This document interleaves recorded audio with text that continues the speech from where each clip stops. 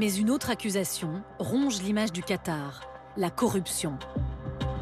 Le pays a-t-il acheté les votes du comité de la FIFA, chargé de désigner l'organisateur de la Coupe du Monde 2022 ? On a toujours eu, historiquement, dans l'attribution des Coupes du Monde, un certain nombre de zones grises où la FIFA n'a pas aidé en matière de transparence et de respectabilité. La justice est saisie depuis 7 ans. Aux États-Unis, dans un acte d'accusation, le procureur fédéral de Brooklyn écrit que 3 membres votants du comité exécutif de la FIFA ont bien été soudoyés par le Qatar.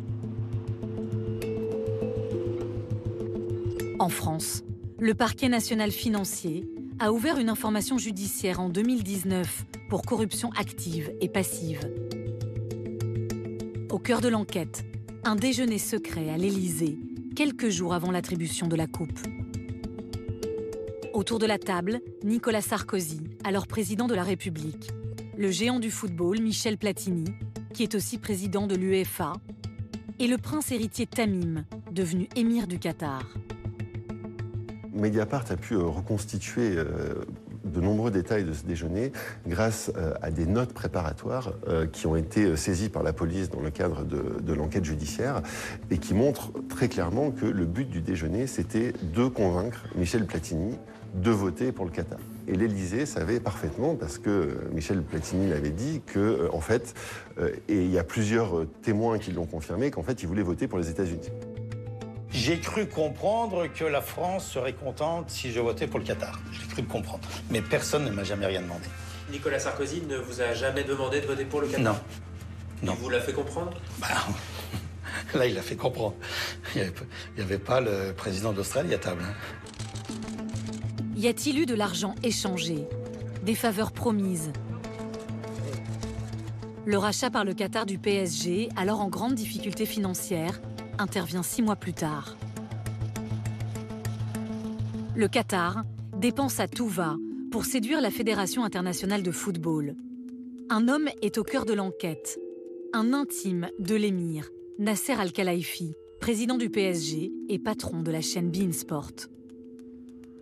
3 semaines avant le vote qui va attribuer la Coupe du Monde au Qatar, Nasser Al-Khelaifi signe, au nom de beIN Sport, un contrat avec la FIFA où ils promettent d'acheter les droits télé des Coupes du Monde, des 2 prochaines Coupes du Monde, pour 300 millions de dollars, plus un bonus de 100 millions de dollars si le Qatar remporte la Coupe du Monde. Donc là, c'est évidemment, là aussi, un moyen de mettre la pression pour la FIFA, pour leur dire, écoutez, on est prêt à payer 300, mais par contre, si on organise la Coupe du Monde, on paiera 400 au lieu de 300. Les magistrats qui instruisent ces affaires font pas mystère du fait qu'ils ont une conviction, sinon totale, du moins relativement solide, qu'il y a eu des malversations. Maintenant, il leur manque peut-être encore le pistolet fumant, la preuve ultime, et on saura peut-être le fin mot de l'histoire 10 ans après la Coupe du Monde. Je pense qu'il n'y a pas eu une seule Coupe du Monde, y compris celle de 2006 en Allemagne, où au moment de l'appel d'offres, de l'argent n'a pas été échangé dans l'ombre. Et c'est pareil pour la Coupe en Afrique du Sud, en Russie et au Qatar aussi. Le problème, ce n'est pas les pays. Les pays jouent le jeu parce que tout le monde le fait. C'est la FIFA qui autorise ce type d'activité parce que c'est comme ça que la FIFA opère. Et c'est ce qui va mal dans le monde du sport.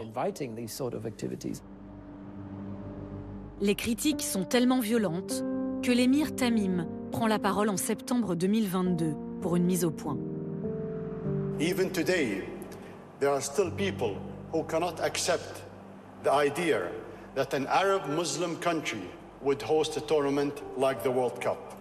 These individuals, including many in positions of influence, have launched attacks at a pace never seen before when a mega sporting event was hosted by other countries on different continents. We are so proud of the development, reform, and progress we have made.